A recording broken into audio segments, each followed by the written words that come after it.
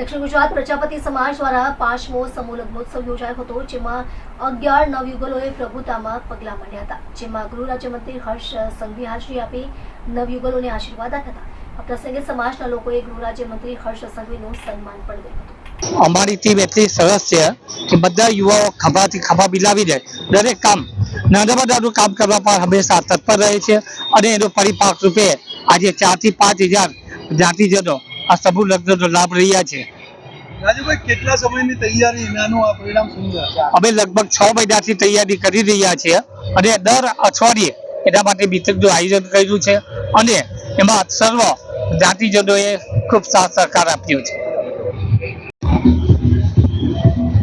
સુખવંતા charitable trust સંચાલિત દક્ષિણ ગુજરાત પ્રજાપતિ સમાજનો આ 5મો સમૂહ લગ્નોત્સવ છે, જેમાં 11 જોડાઓ પ્રભુતામાં પગલાં માંડશે અને એની સાથે સાથે એમને કન્યાદાનમાં અમે 29 જેટલી વસ્તુઓ આપવા જઈ રહ્યા છે, જે વિવિધ દાતાઓ દ્વારા તેમજ ટ્રસ્ટ દ્વારા આપવામાં આવશે।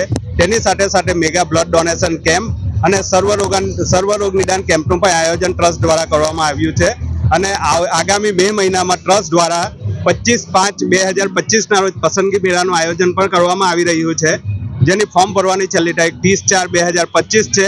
તો સમાજના સર્વ જ્ઞાતિજનો તેનો લાભ લે એવી ટ્રસ્ટ દ્વારા અને ટ્રસ્ટીઓ દ્વારા અપીલ કરવામાં આવે છે અને આગામી સમૂહ લગ્નમાં પણ વધુમાં વધુ જોડાઓ જોડાઈ આ વર્ષે પણ 4 થી 5,000 જેટલા જ્ઞાતિ મિત્રોએ આ સમૂહ લગ્નનો લાભ લીધો છે।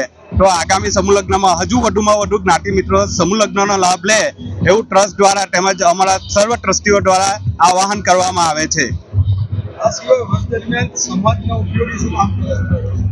વર્ષ દરમિયાન સમાજ દ્વારા રાહત દરે નોટબુક વિતરણ, મેડિકલ કેમ્પ, ચશ્માનો આઈ કેમ્પ અને સર્વ રોગ નિદાન કેમ્પ કરવામાં આવે છે, તેમજ વિવિધ પ્રવૃત્તિઓ જેમ કે વિધવા સહાય, શિક્ષણ સહાય પણ ટ્રસ્ટ દ્વારા અર્પણ કરવામાં આવે છે।